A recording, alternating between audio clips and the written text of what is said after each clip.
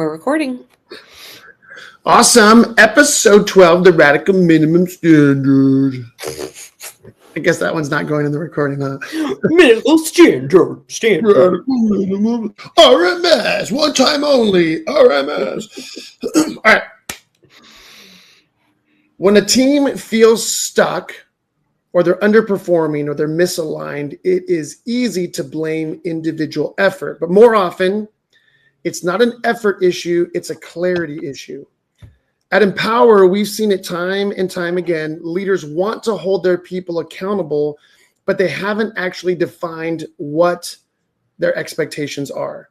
And that's where the radical minimum standard diagram comes in. The RMS, as we like to call it, is a practical framework that helps you clearly define what's expected, not just in what people do, but also in how they do it. It gives you a shared language for performance, behavior, and growth and accountability, and it becomes the foundation for building team culture.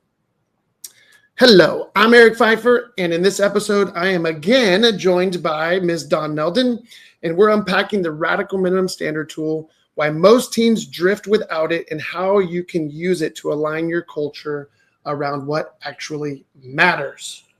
Yes. And I don't know about you, but the number of times I bring up the RMS in weekly coaching conversations, I think points to the reality that so many of our culture challenges are a result of unclear standards, both in what we expect, like the what of what our people are doing, but almost always we don't address the how. That's right. How are we expecting people to show up and perform and do their work and behave on our team? And the RMS addresses both of these things. I'm curious because I think that the RMS and this issue reveals a problem that many leaders deal with. And I'd love your take on this. Why do so many leaders assume that they have communicated expectations when they really haven't? Oh. Yes. Well, there's a lot of reasons. Let me throw out a couple and maybe you want to add some to the mix. I think number one, I think a lot of leaders have communicated some level of expectations at some point in the past. Sure. And we think because we communicated it once, everybody's got it locked and loaded, and they should remember what those expectations are. The problem is that human beings need constant reminding of things that matter. Just like with our small children, they have to be reminded over and over and over of the expectations we have. You share with an 8-year-old one time what the expectation for cleaning the room is, and I guarantee you 10 minutes later, they've already forgotten at least half of what you said.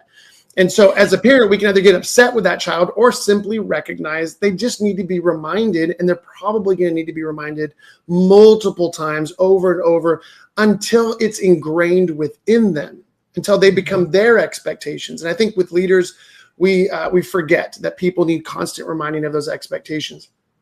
I like to think of it like we're constantly snapping the chalk line, right? When you want to get a real straight line, when you're building something or you're going to be digging in the dirt. And you've got to snap that line, not just once, but over and over, because the dust does kind of erase over time. And so as a leader, think of setting expectations as continuously over and over snapping that chalk line. Another reason I think we think we've communicated clear expectations, but we haven't, is because a lot of companies, when we work with new companies, we'll ask them, hey, have you clarified your expectations for how you want this organization to operate? Yes, we have a very clear vision and mission and values statements. And maybe it's on their website or maybe it's on the wall in one of their offices. And I say, awesome. How many people operate according to those expectations? Yes. And they say, well, and I go, yeah, see, here's the difference.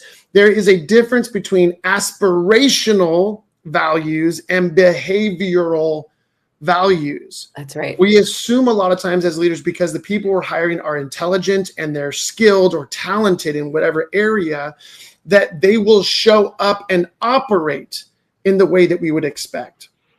And so I let leaders know all the time. First of all, most value statements that we've run across are aspirational. It's like, it sounds great. We want to operate with integrity, and we want to operate with, maximum effort, and we want to, we say that and it sounds great. It's like me saying to my children when they're growing up, like, hey, I need you to show up in a good mood to the breakfast table, and we're going to have breakfast together. Okay, what does that mean? What does good mood look like?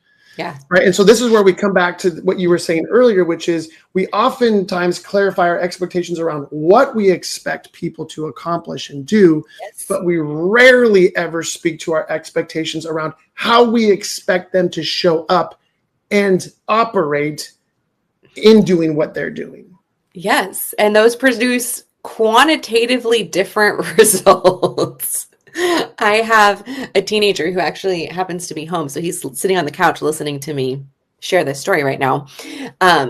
And he is very helpful. But the difference between when he is helping with a good attitude versus when he's helping out of obligation or, in a grumpy attitude, it is a wildly different experience. Right? Yes. And I think this is where learning the RMS and then being able to hold our culture accountable to not only what they're doing, but how they're doing produces actual tangible results on a team, in a workplace. I mean, it's night and day. It makes me think, Eric, of a client that we've worked with recently who for a season was ready to call it quits. And he just did not enjoy showing up to work every day. And through this work of learning not only this tool, but all the other ones, he was like, the experience that I have showing up to work every day feels different. Yeah. And so I want that to be an encouragement to maybe some of the leaders that are listening right now. If it feels really hard, these tools can produce the change that will make showing up to work feel good again. Yeah. Well, and even in the example that I'm pretty sure we're talking about the same client here. they have been wildly successful. Yeah. Right. The business has grown tremendously over the last, decade and a half.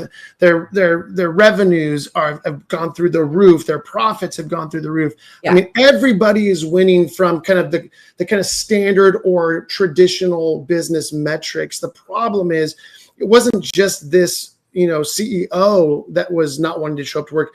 Many of the executive team members would share behind the scenes that, it was a toxic environment, that people didn't have the necessary conversations. There was a lot of gossip and back channeling, a lot of, kind of power games going on. And that's because there were very clear expectations around what the company was producing and the expectations around their revenue and profitability. But there were zero expectations communicated around how they would show up to accomplish that work. And once they married the two and began to engage in a process of communicating those expectations, that's when they began to see the radical transformation. And it's funny because I'm just thinking about this. I gave examples of my kids earlier, and I can almost guarantee that our listeners are going to think, yeah, but I'm not a parent as a leader in my organization or in my team.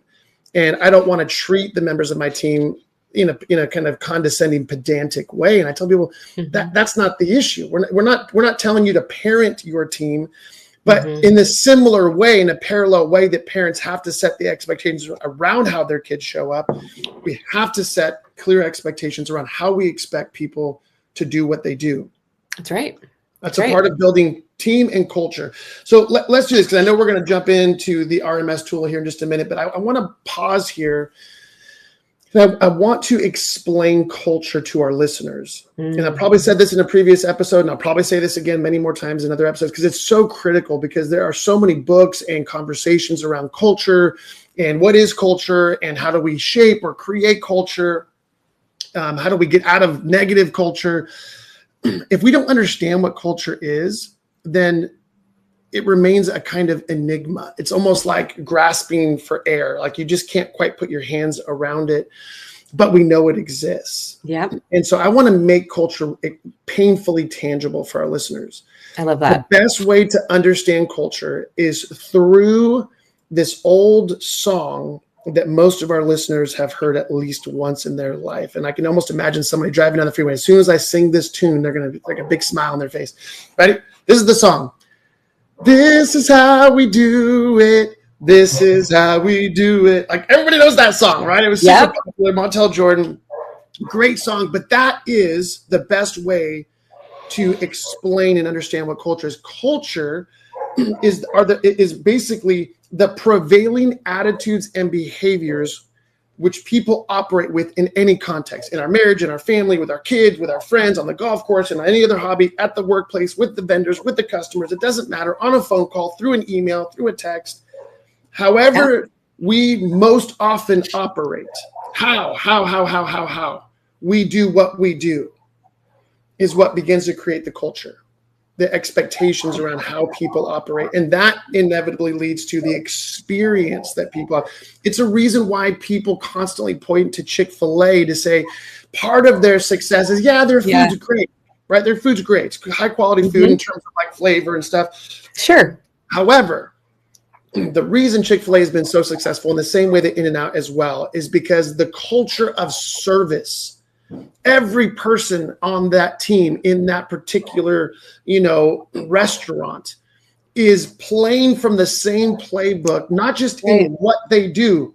It's not just about, flipping burgers and putting all the ingredients together and, cleaning the tables. It's how they do what they do. That's right. Makes being in those restaurants so incredibly enjoyable, which makes people want to be there. That's right. And one thing we always say is that how you show up will undermine what you do every time. It does not matter if you are a high performer, if you are a nightmare to work with, if you're constantly creating difficulty, toxicity, drama on your team. It undermines your performance. That's right. And we all, from a leadership perspective, can look at teams we're currently on or people who have been on past teams and it's like, that person was really good at what they did and they were a nightmare to work with. That's right. Yeah, absolutely. Absolutely. I love that phrase. I want to say it one more time. Very often it's how we do what we do that undermines what we're actually doing. Mm-hmm. And so unfortunately what happens is intelligence, talent, skills, gifts are often undermined by how people show up. And I would suggest that so much of what we do as a coaching business is not to empower people to do their specific job related skills better, because we work with a lot of different companies in a lot of different industries. Yeah, and we work from the top to the bottom of a company often. And so, they know what they're doing there. Like if they're in finance or they're in sales or they're at the executive level, whatever the industry is, like they know those skills. That's how they got in the door. But what will keep people in the door is how they show up. And time again, that's probably what we spend most of our time addressing is how people show up. Yeah. Wow. What a big deal that makes. Yeah, absolutely. All right. Let's dive in. Will you teach us the RMS, the Radical Minimum Standard tool? Yeah, the Radical Minimum Standard diagram, or tool as I like to call it, was actually born out of constantly having conversations with clients who are trying to wrap their head around, Eric, what is it that we're actually trying to accomplish through this coaching process? Like the toolkit, the leadership operating system, this leadership playbook is incredible. It's powerful. Like this, I can see how this is going to transform everything, but I'm still not quite sure. What are we pointing all this toward? And through various conversations, I began to tinker with this diagram.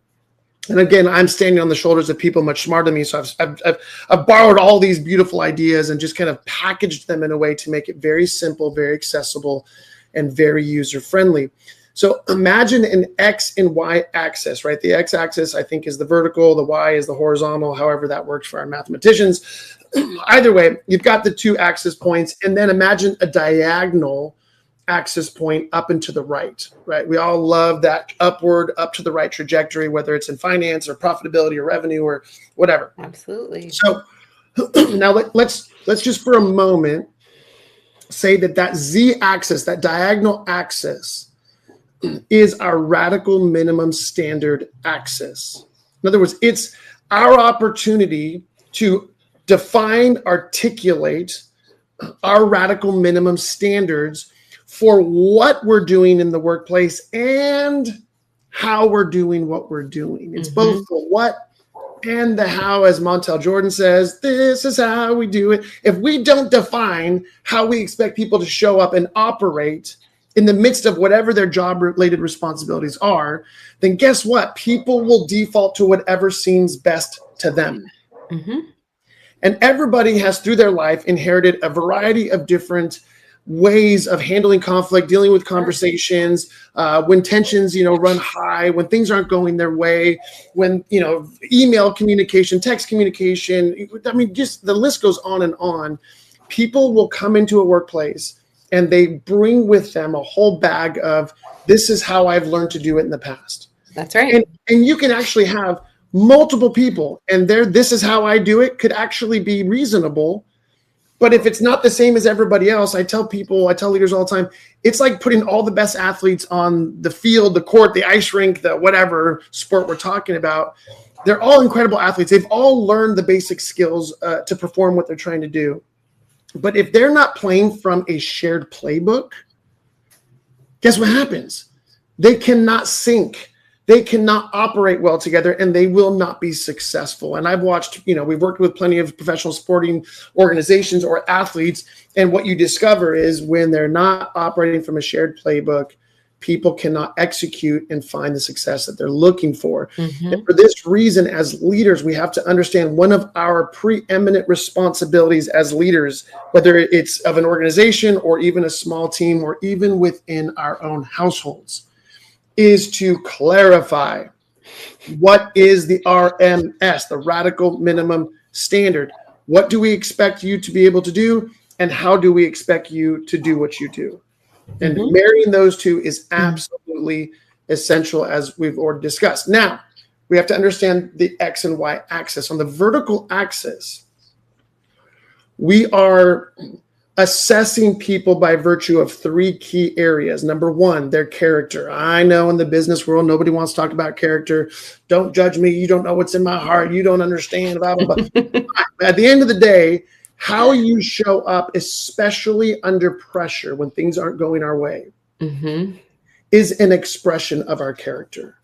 Yeah, it matters.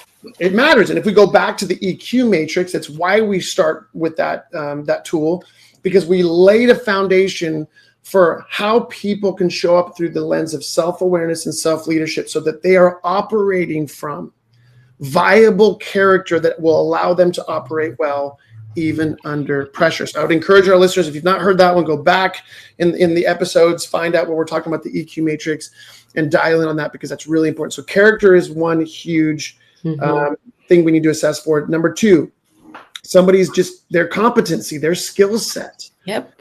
We need to pay attention to that. So radical minimum standard, we should be talking about radical minimum standards for character, for competencies or skills.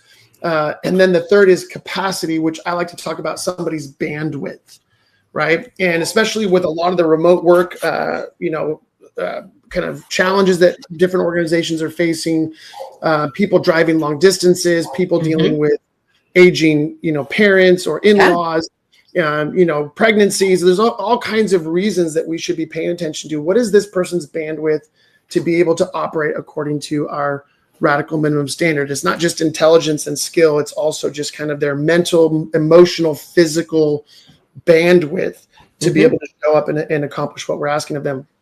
So that's the vertical axis. Now we're going to talk about the horizontal or y-axis, which is simply time. So if you think about this diagram, you have the X and Y axis, and then from the point at which those two meet at the bottom left-hand corner, that's zero time. That's hiring day. That's hiring day. And then as time goes on, guess what?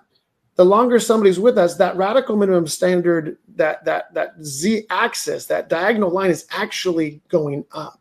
And we often say to people, what got you in the door will not keep you in the door. That's right. And so we as leaders should have an expectation that the way people are showing up and doing what they're doing, it should continually be on a growth trajectory.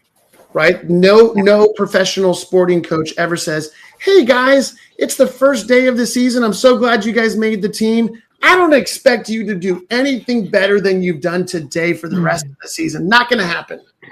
No. Every good coach, every good leader expects that their individuals and the team will actually increase in their abilities as the season goes along. So now here's what we have to understand. So we have this Z axis, this radical minimum standard line.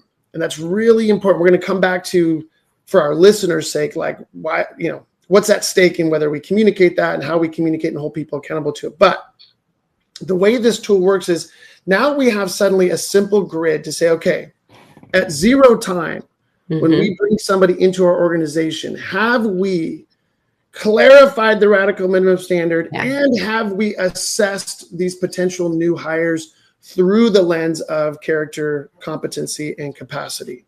And again, if they at 0 time are at or above the radical minimum standard, there's a good chance we're going to hire them and bring them onto the team. But you'll notice that diagonal line continues to go up and to the right. Yeah. So over X amount of time, whether it's weeks, months, or even longer, all human beings are going to fall below the RMS. Yeah. And this is really important to understand as leaders, is that we hire people and we understand their skill set. We understand what they're trying, they can accomplish in the beginning. But as time goes on, we all struggle. We all have difficult weeks, or we don't knock it out of the park on a project. We're going to fall below the radical minimum standard. Here's where leadership has to step in and help people recognize when they have fallen below the radical minimum standard. Right. And for those who, remember the episode when we talked about the Kairos circle, that is just another Kairos, an opportunity for us together to learn from that situation and to give that particular team member an opportunity to raise their game so that they can get back to or above the radical minimum standard. That's leadership. This is what we call leadership development, where we come alongside of somebody to recognize where they're underperforming, whether it's in what they're doing or how they're doing it or both. And we give them an opportunity, we partner with them to help them raise their game. And once they get to or above the radical minimum standard, we celebrate and say, you've grown, you've transformed, you've done it, great job, because what got you in the door won't keep you here. And as long as you keep growing with us, you're going to stay in the door. Now, here's the thing. Above the radical minimum standard, at or above, we would refer to those team members as assets. Yes. They're operating as an asset. And this could be kind of at a macro level. Is enough of how they're operating at or above the radical minimum standard, they're an asset. Or we could even assess through very specific areas of their performance. Are they an asset in this team or in this project or in their relationships or the way they're handling conflict or running a meeting or whatever? Below the radical minimum standard is where we refer to people that are now operating as a liability. And this is really important for us as leaders, because oftentimes we don't really have a framework through which to think about this. So now we have a really clear delineation. We've set the radical minimum standard. If you're at or above it, you're operating as an asset. If you're below it, you're operating as a liability. We want to give those people an opportunity to raise their game. But as time is continually passing, if somebody persists operating below the radical minimum standard, they persist as a liability, there does come a point where we have to ask the hard question. If this person can't change their trajectory, then what do we do now? Is it a situation where we need to reallocate their time and energy within the organization to something where they can be more effective? Do we need to look into even other training resources to help them because we're not able to help them? Or when is it time to say this isn't a good fit and we're going to need to move on from this team member or employee? And for many leaders that we've worked with, it's unbelievable how long they have persisted with different team members who have for a long time been operating as a liability, but because they bring a particular skill set or a particular thing they're able to do, we just tolerate these people. All the while, they're undermining the very culture that we're trying to create. It's so bad. So for most leaders, what we inevitably do is say, hey, we're going to have to pick a time, whether it's 2 weeks, 2 months, I don't care how long it is, where we're going to give them every chance we can to raise their game. And if they cannot, we've got to move on. Because at the end of the day, business is a team sport. We've got to make sure we have the people on the team that can help us achieve whatever it is that we're trying to achieve. And our best chance of achieving whatever it is that more of us are operating at or above the radical minimum standard. So let me pause here for just a second. I'd love to hear kind of what you're connecting with.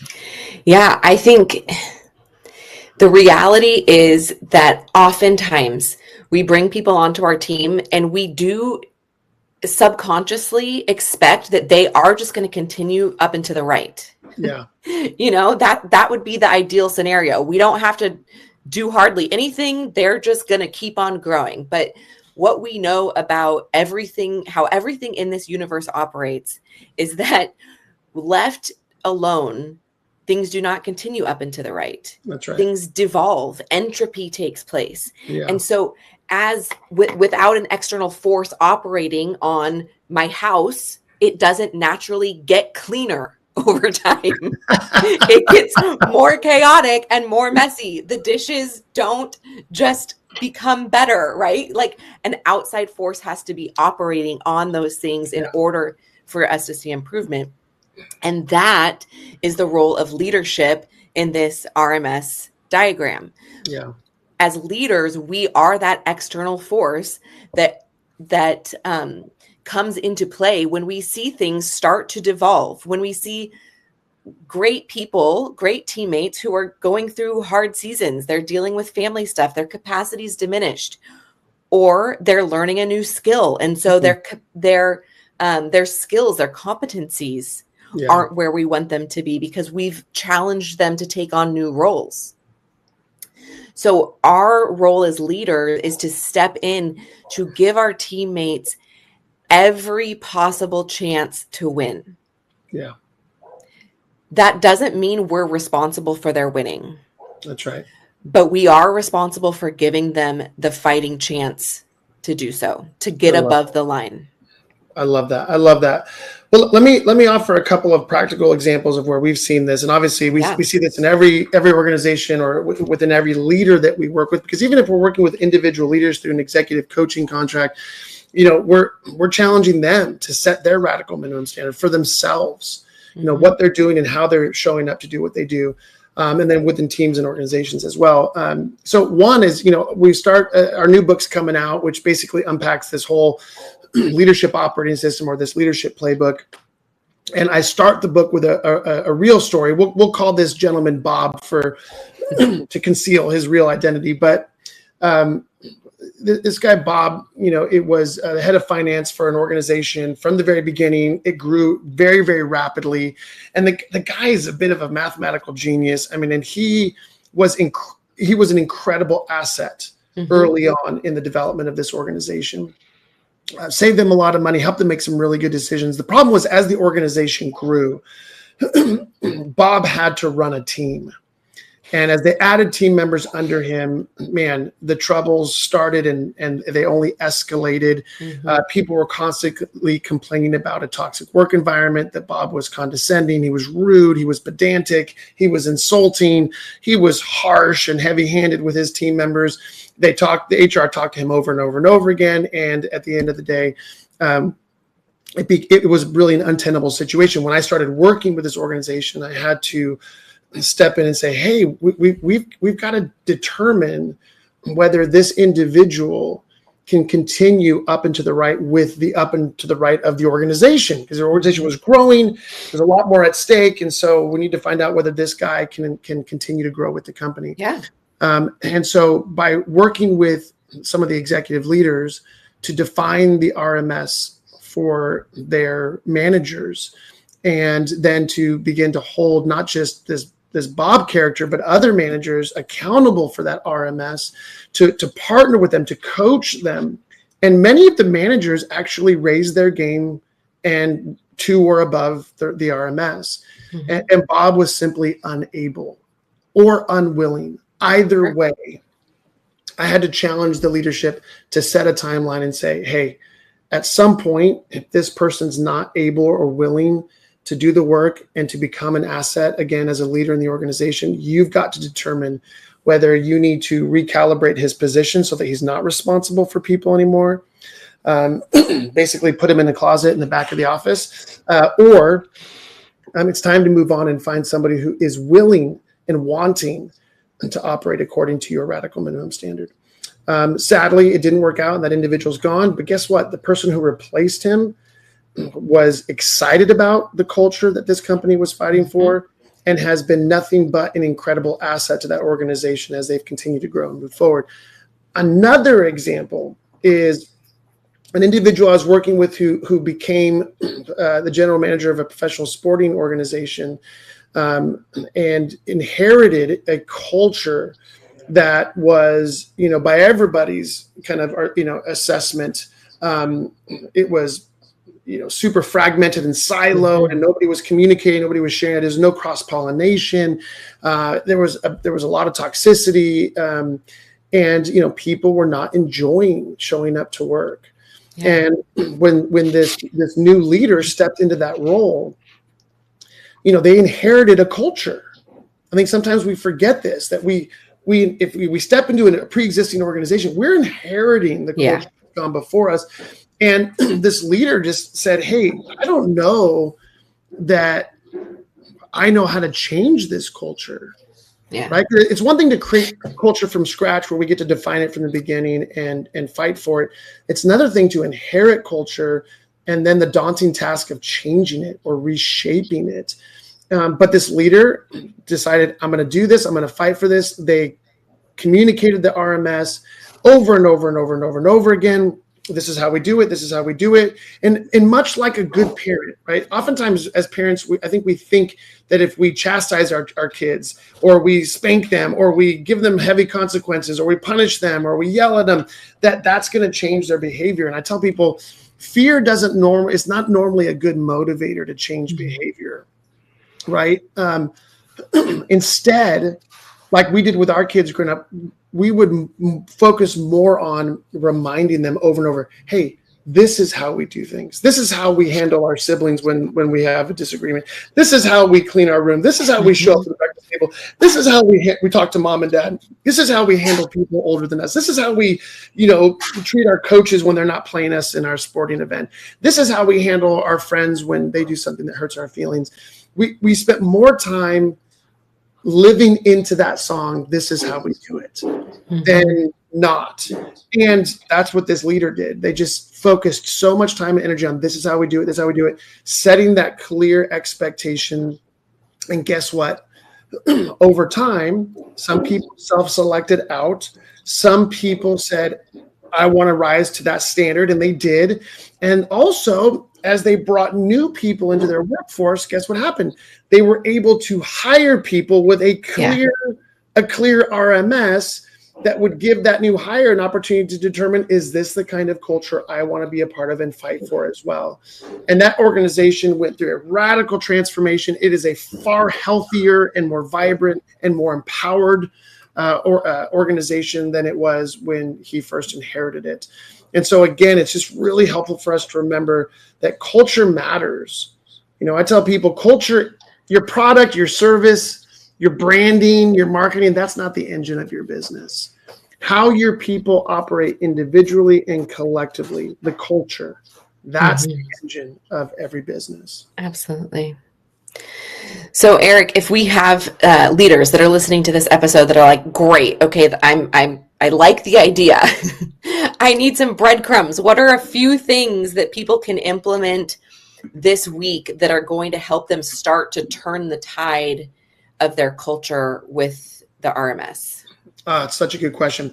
All right, I'm going to give our listeners just maybe 3 or 4 practical things that they can start asking themselves, reflecting on today that would help them, whether it's, remember to our listeners, we can ask these questions of ourselves because we're responsible to lead ourselves.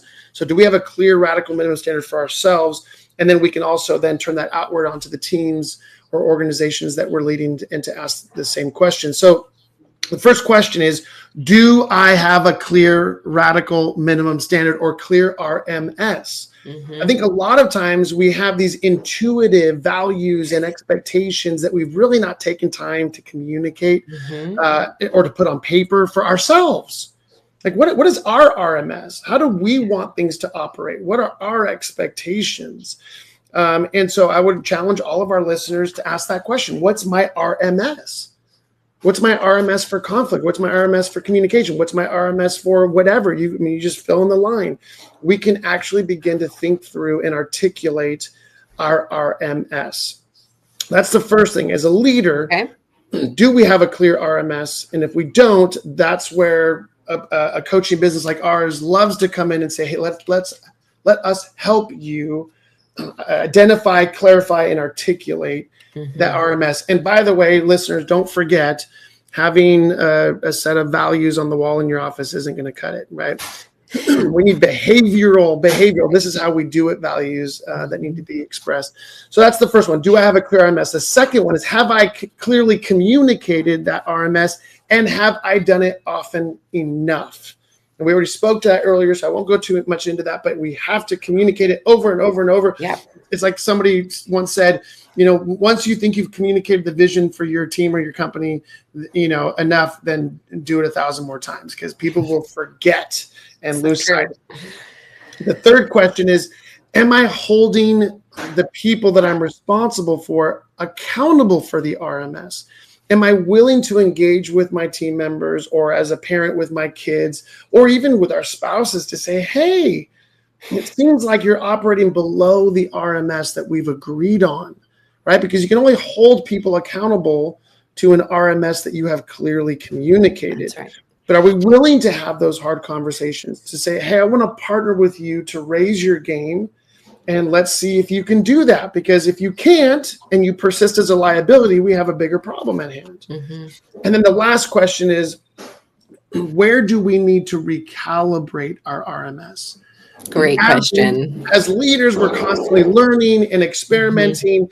And as we, within any organization, sometimes we have to realize, gosh, my RMS is a little bit too intense or high for the people or the team I'm working with. My expectations are too big. And sometimes we realize they're too low. We need to raise them up. So either way, that diagonal line, it can constantly shift in terms of its trajectory to make sure that our RMS is serving us, our team, and the organization. We want to make sure that it serves us, not we end up serving it. Because I've seen leaders in the past who kind of held on to an RMS, and then when we got involved and said, the reason you're upset with your team is because your standards or your expectations are actually too high.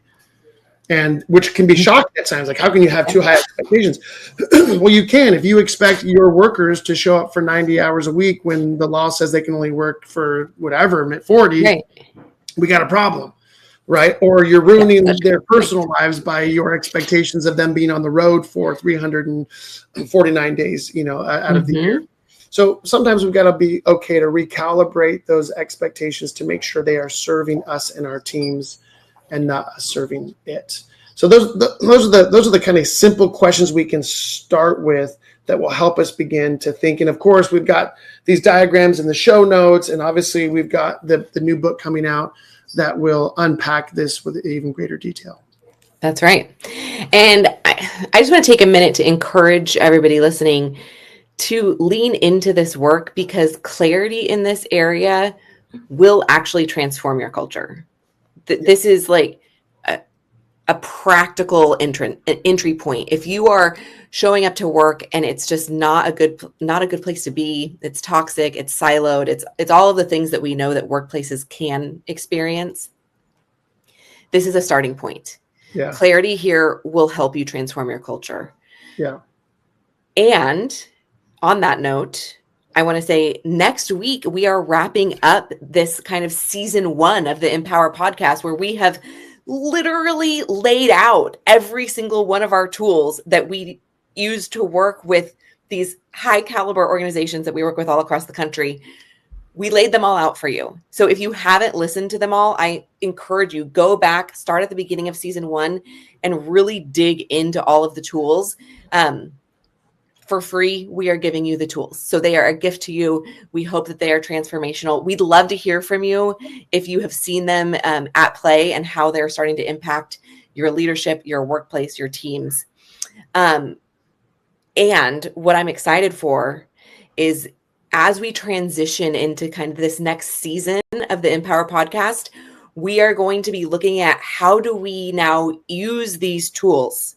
How do we move from information to implementation? You know, that's where we see the transformation happen. It's one thing to read a book, listen to a podcast, go to a conference, and you hear all sorts of great things. But if we don't actually implement, we're not going to see the transformation that we're expecting. So that's what season 2 is going to be all about. And we're so excited for that. So if you want to invite a leader on that journey with you as we move from information to implementation, send them this episode or one of our previous tools and help them hop on the path as we continue this really exciting journey towards becoming the leaders that the world needs us to be.